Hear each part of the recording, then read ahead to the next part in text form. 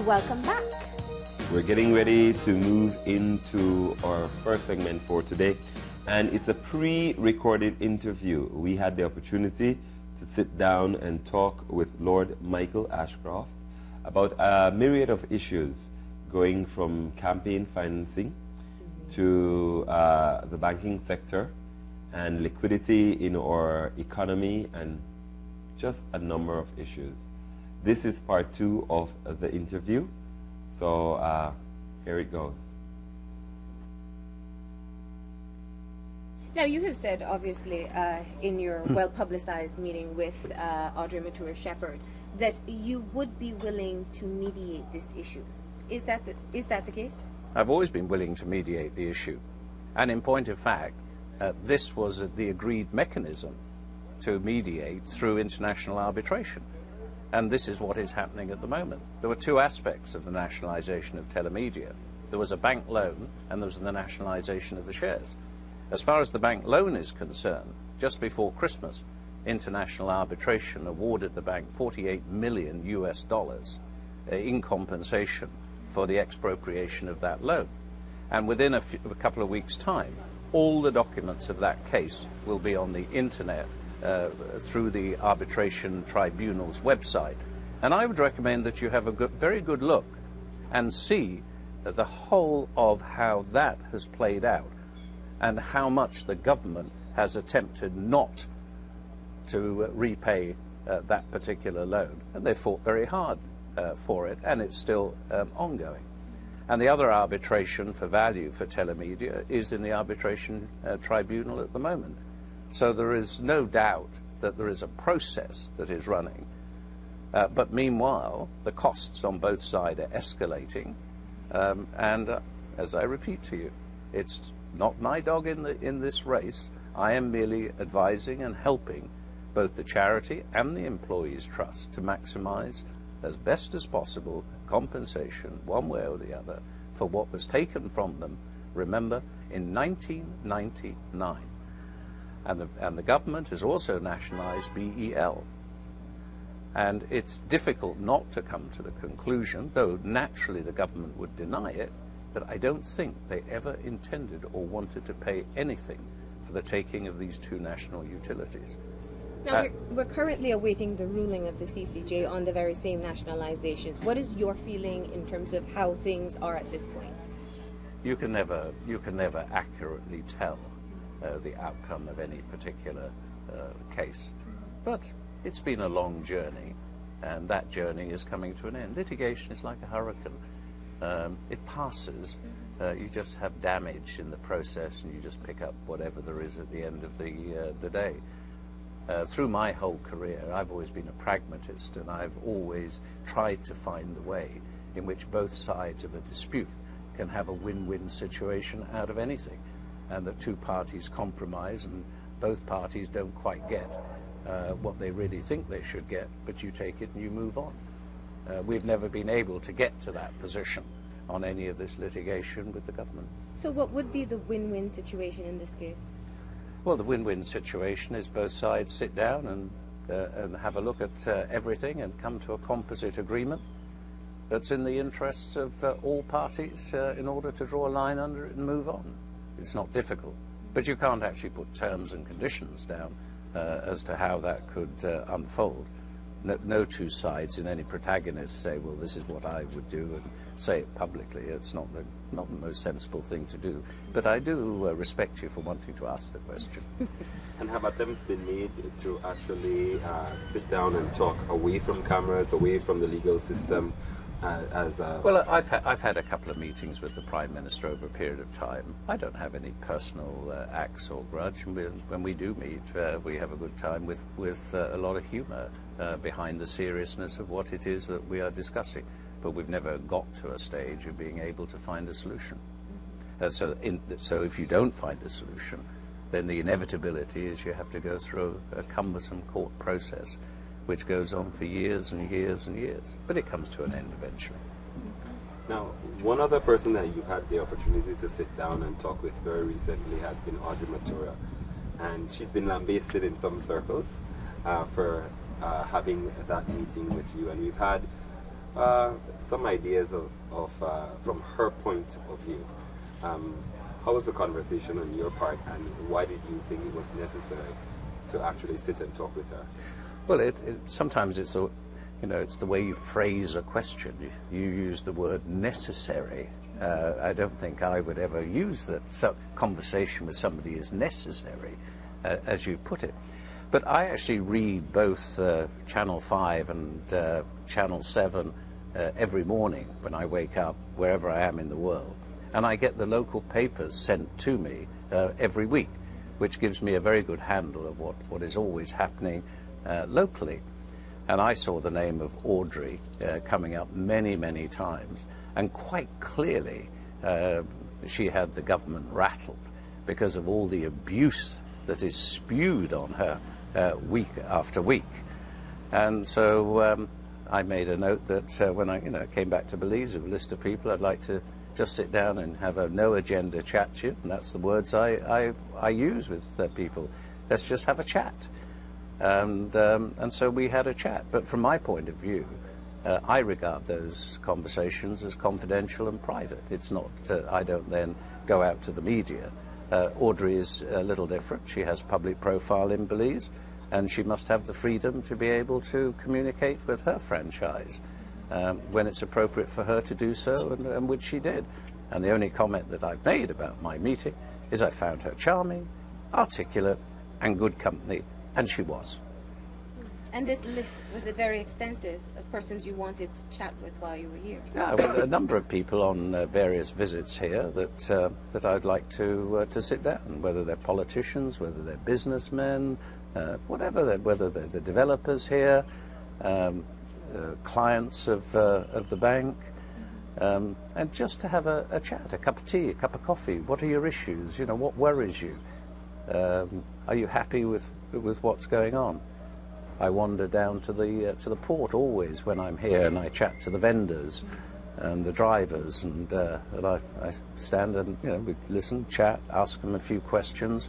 How do you think it's going here? Who are you going to vote for? Why are you going to vote for them? What you're going to do? And so it gives me a very good feel as to what is happening. I mean, a wry smile does come on. Is that merely that I'm trying to understand what's going on. Causes such anguish in some quarters, really shouldn't. Does that mean that there's a lessening of tension between you and the current administration at this time? Well, you'd have to ask them. I'm not. From your perspective, I'm not aware of any tension, except we're in the middle of litigation. Some people actually believe that if you're litigating, it becomes something that's personal. I've never believed that.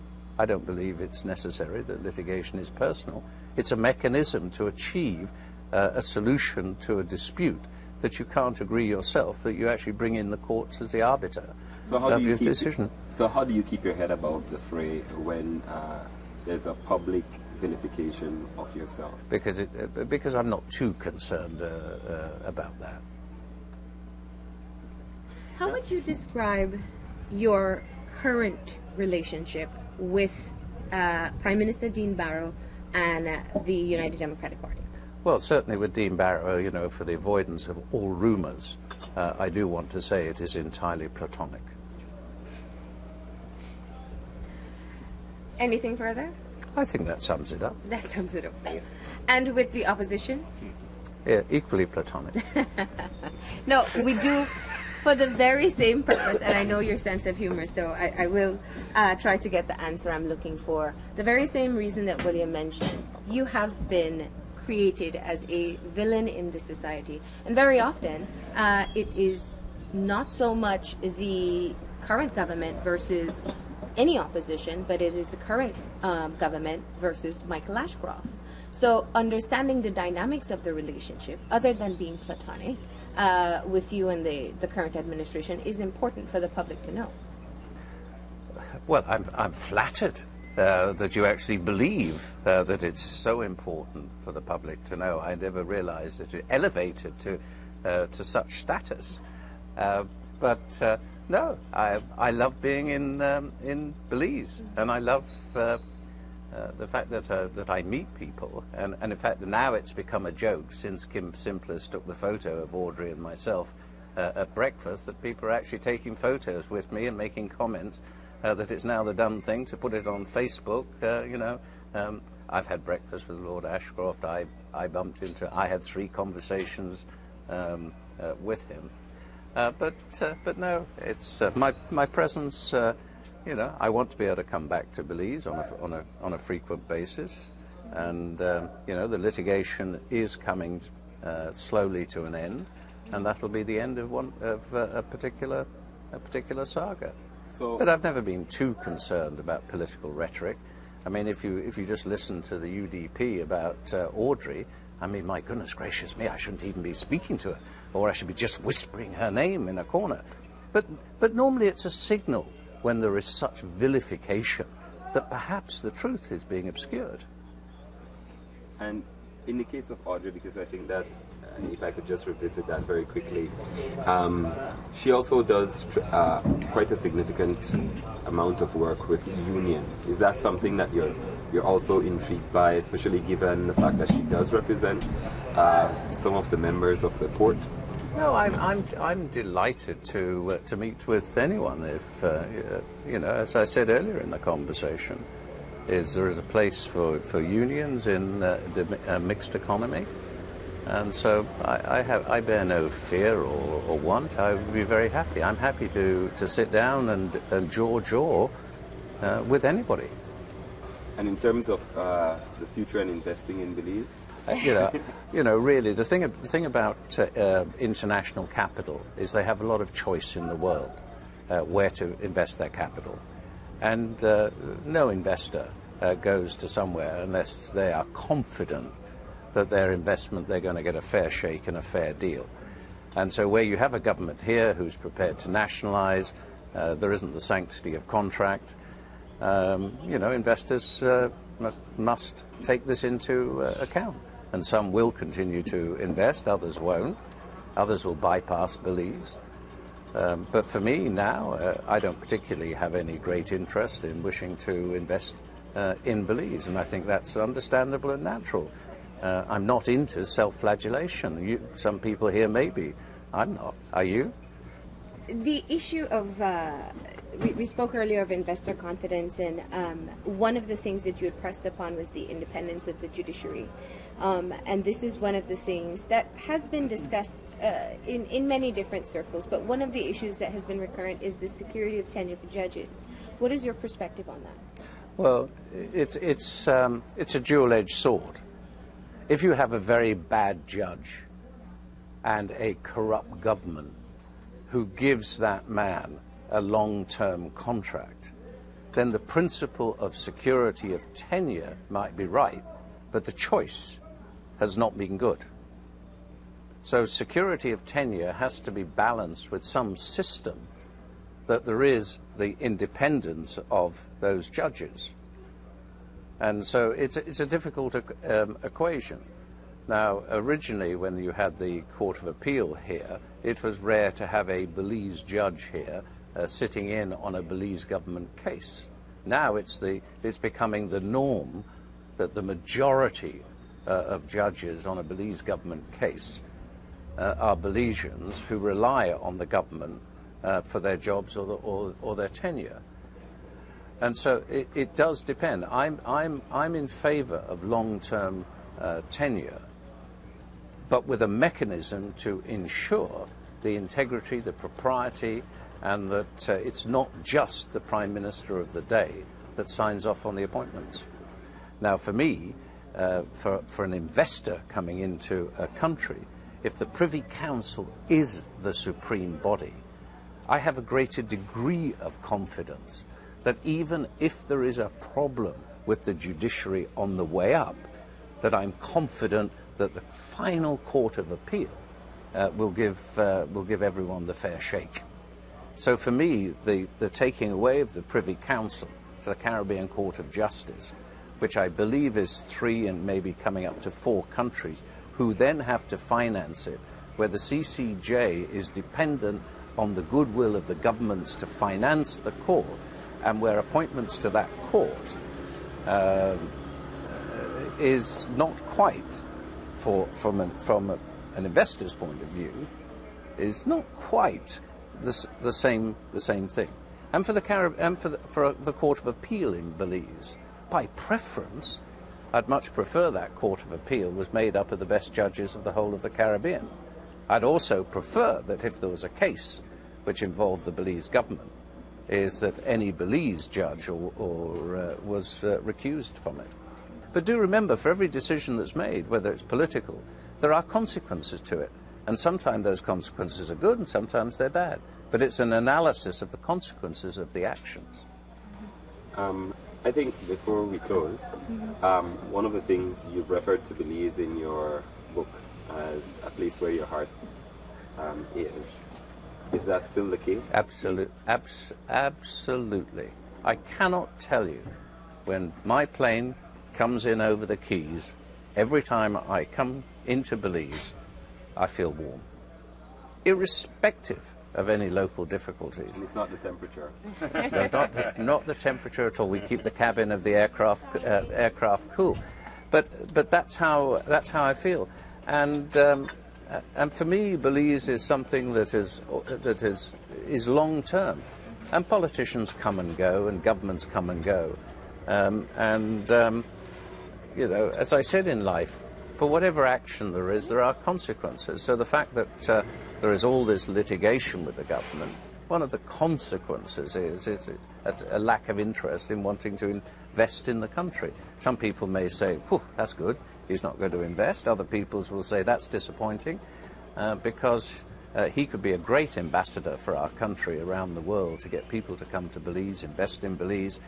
He could help finance projects. He could be shareholders in projects here to get them off the ground. He could back up your entrepreneurs here. Don't we actually need more people like this rather than less? And there'll be two sides to that debate too. I can remember having a chat with the late Barry Bowen, and I said, you know, I'd rather have 10 Barry Bowens than no Barry Bowens in the country. These were people who were creating the wealth and infrastructure of the country. You need people who are going to create employment in order that there be taxes and so on and so forth. And that would come full circle to my belief as to why it's so important to have a mixed economy. You've stated clearly that for the municipal elections in the next couple of days that you're not offering any financing to any of the political parties, but you are open to discussion in the future. Will the rules of engagement change whatsoever, especially given the level of public consciousness in terms of what the rewards or benefits are for money pumped into a political party in their campaign? You see, here again, this is another question that you're putting, which is one I don't recognize.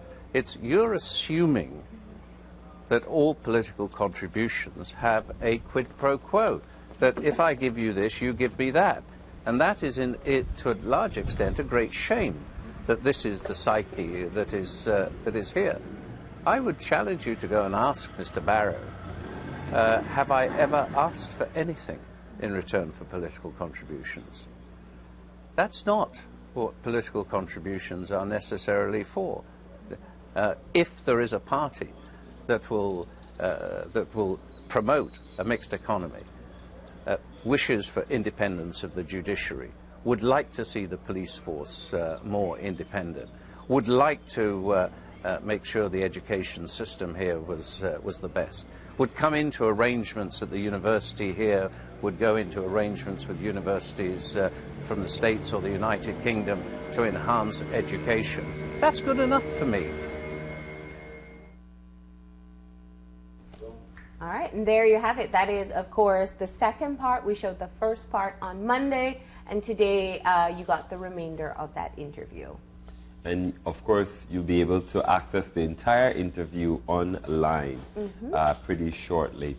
So we're going to continue now with our show and going back to the live segment. And we're going to wrap up our series by having Yolanda Chacron, PUP mayoral candidate for Belize City, join us on set live. We'll be right back after these messages.